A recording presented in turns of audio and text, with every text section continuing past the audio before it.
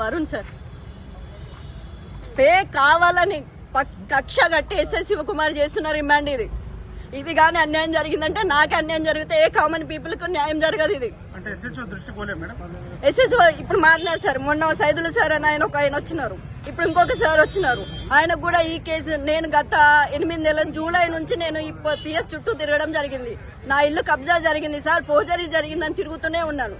వాళ్లకు అక్యూజ్లకు శివకుమార్ డబ్బులు తిని వాళ్ళకు ఫేవర్ చేస్తున్నారు. వాళ్ళకి యాంటిసిపేటెడ్ బెయిల్ ఇప్పించిన, స్టే ఆర్డర్ తీసిన, అది అట్లాగే పక్కన పెట్టిన. ఆ ఫైల్ ఇప్పటి వరకు ఏం జరిగింది ఇటువంటి ఇన్ఫర్మేషన్ మాకు చెప్పాడు. ఆ రోజు జరిగిన గొడవ గురించి కూడా నేను కంప్లైంట్ ఇస్తాను. నాది జస్ట్ పిటిషన్ మాత్రమే చేసినారు, వాళ్ళది మాత్రం ఎఫ్ఐఆర్ చేసినారు. ఎందుకు ఎక్కడ ఏం జరిగింది నేను క్లియర్ గా చెప్పినాను. సీసీ ఫుటేజ్ ఉందని తీసుకోవడం ఆయన పరిశీలించడం జరిగింది. ఇప్పుడు ఆ సీసీ ఫుటేజ్ ఎక్కడ ఉంది? నేను అది అడిగిన తర్వాత కూడా వీడియోలని ఇష్టం వచ్చినట్టు చేసుకోపని మాట్లాడడం జరిగింది ఎస్ఎస్ శివకుమార్ గారు. ఆ రోజు 3rd తారీఖు మా అమ్మగారు వచ్చి పిఎస్కి వచ్చినారు అన్నారు కదా, తీయండి ఆ వీడియో తీయండి. నా దగ్గర కూడా CC4 కెమెరా సీసీ ఫుటేజ్ ఉంది, నేను కూడా తీస్తాను. ఇప్పుడు అన్యాయంగా నేను నా హస్బెండ్ కట్టెలు తీసుకొని కొట్టినామని చెప్పేసి ఫేక్ MLC సర్టిఫికేట్ పెట్టి మమ్మల్ని రిమాండ్ చేయాలని చూస్తున్నారు.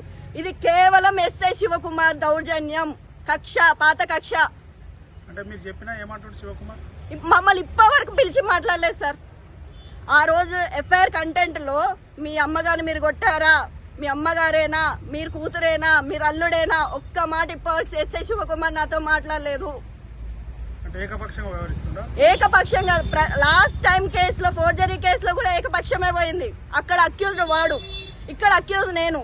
ఇక్కడ కూడా మినిమం ఎంక్వైరీ, ప్రిలిమినరీ ఎంక్వైరీ అంటారు సార్, అది కూడా జరగలేదు.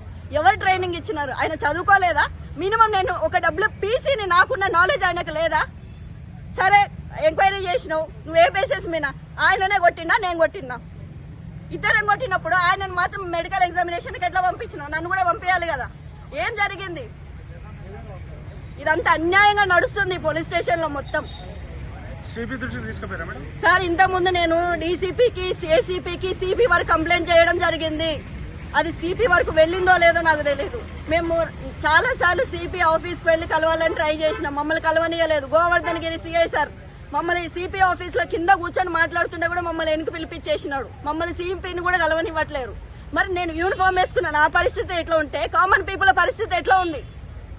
నేను ఈ కనీసం ఈ ద్వారా మీరు CP దగ్గర పోతే నేను ప్రతిదీ క్లియర్ గా మాట్లాడడానికి సిద్ధంగా ఉన్నా విత్ ఎవిడెన్స్. ఆయన పెద్ద దొంగ అని చెప్పడానికి, అవినీతి పరుడు అని